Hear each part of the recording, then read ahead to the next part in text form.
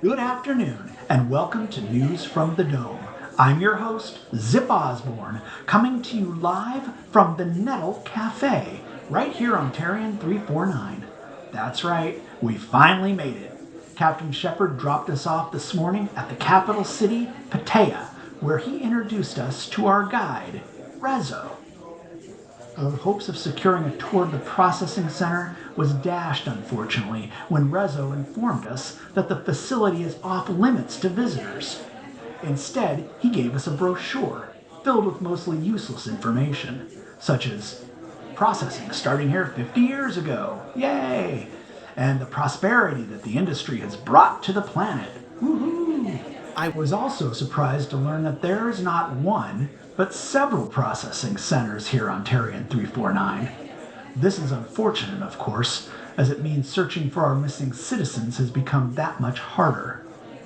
So, Rezo took Elka and I on a tour of the capital city. The air pollution seems bad, and I found it hard to breathe for the first couple hours here. Rezo blames the processing center for the poor air quality. The city is thick with Zorcorp propaganda. I saw a museum, a theater, a park, even a bridge sponsored by Zorcorp. We rode hoverboards through what Reza described as the upscale neighborhood. And while the homes were huge, they looked shabby, unkept. The once white marble that many of them were made from was blackened with soot. Reza explained that many of the families who had built their wealth off Zorcorp have left the city, and squatters have taken up residence in many of these homes. Seems the golden age of Patea has long since passed. Energy is cheap though, free in fact, because of the deal made between the capital and Zorcorp. On our way back to the city center, Reza agreed to get us into the processing center. It's going to cost us, but he says he has someone on the inside that will get us in. Whoa. Okay, something's going on outside. I'm going to go take a look. There's a craft landing in the middle of the street.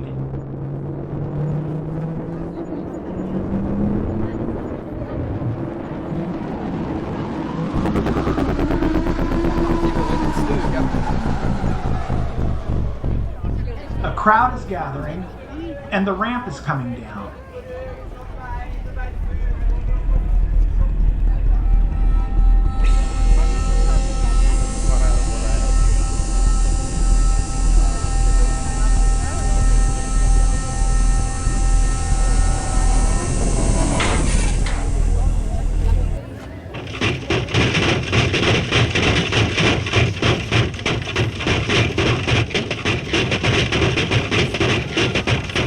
These guys aren't military or Zorcorp. They look more like bounty hunters. The leader looks frightening. His skin is scaly. He's literally got snake eyes. His earlobes look like the rattles on the tail of a rattlesnake. Now his crew is spreading out into the crowd. I'm gonna go try to get a closer look. I see Elka's already amongst the onlookers. Hey, you! Yeah, you! You seen these two? They're distributing flyers. Okay, here comes Elka. She's got one of the flyers in her hand. Elka, over here. Who are they looking for? Hey, that's us. There they are! After them! Come on!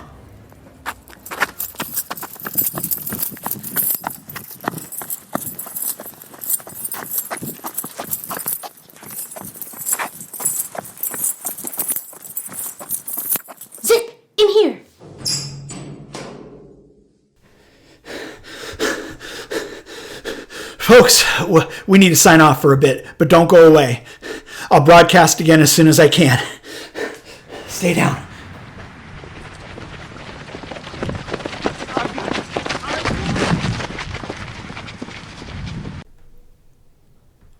Welcome back, everyone, and thank you for your patience. That was close. But Elka and I got away from our pursuers, and Reza got us into the processing center. Turns out his cousin is a guard there. As for who exactly was pursuing us, I can't be sure. My gut tells me it's Zorcorp. Maybe Elka and I are getting too close to finding answers they don't want found. Surmising they were bounty hunters means they could have been hired by anyone. I mean, it is possible there's a price on our heads for our entanglement with Nadia.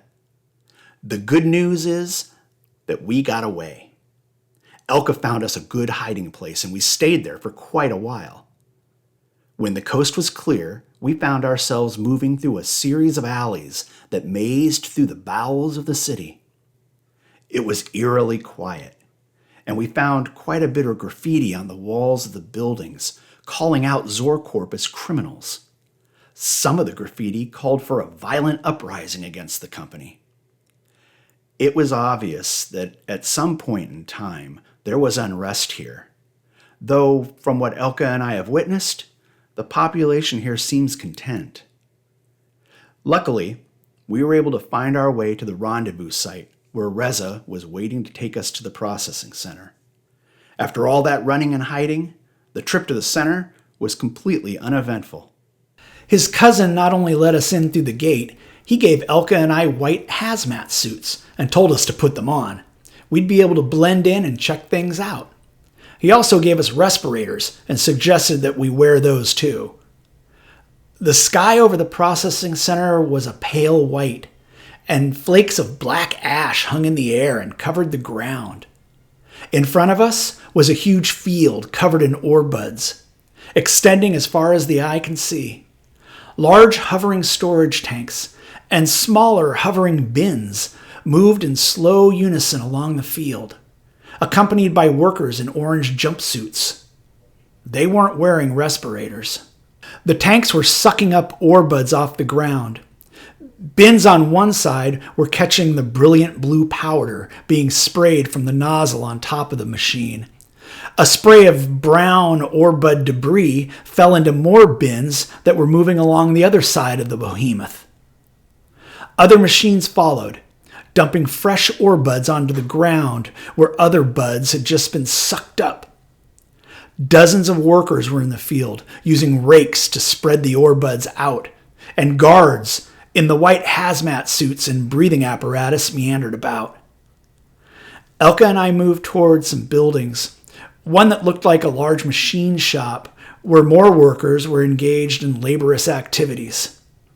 As we neared, I saw mechanical loaders. They looked like big steel claws, grabbing heaps of ore buds and dumping them into a conveyor belt that brought the ore to large, hovering storage tanks. Then there was a loud screech, followed by a crash. The conveyor belt had ground to a halt, and the hovering storage tank crashed to the ground. Out of nowhere, a group of orange-clad workers under guard rushed to the scene. They were ordered to take over for the claws and began to shovel the ore buds into rolling bins that had been brought forward. These workers had no hazmat suits and no respirators. It was obvious these weren't mere workers. They were prisoners of some sort. The guards yelled at them and pushed them around. These prisoners, they looked exhausted. That's when one of them collapsed.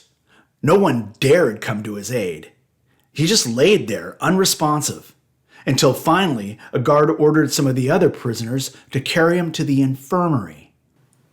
As horrifying as this event was, we kept moving to avoid attracting any attention. As we moved along, I began to notice that there was a lot of machinery lying about in disrepair. Hover bins, their steel hulls corroded, sat out in the fields. It looked to me that they were abandoned where they broke down. Now it's getting late, and Reza told us we needed to be back to the gate by 6 before his cousin's shift ended.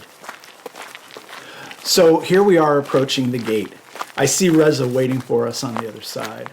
And while we didn't see anyone from the Skags, it's obvious that forced labor is being used here. And the health conditions are atrocious. I think if Shepard is willing to give us a few more days before he takes us back to Tarian 347, I'd like to get a look at some of those other processing centers.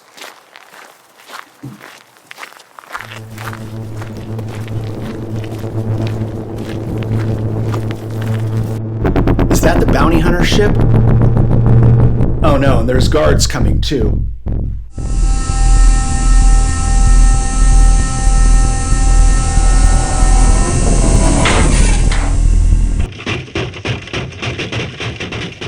It's that rattlesnake dude.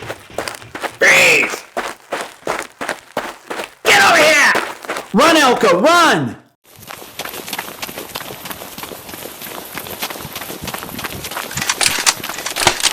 Okay, I give up.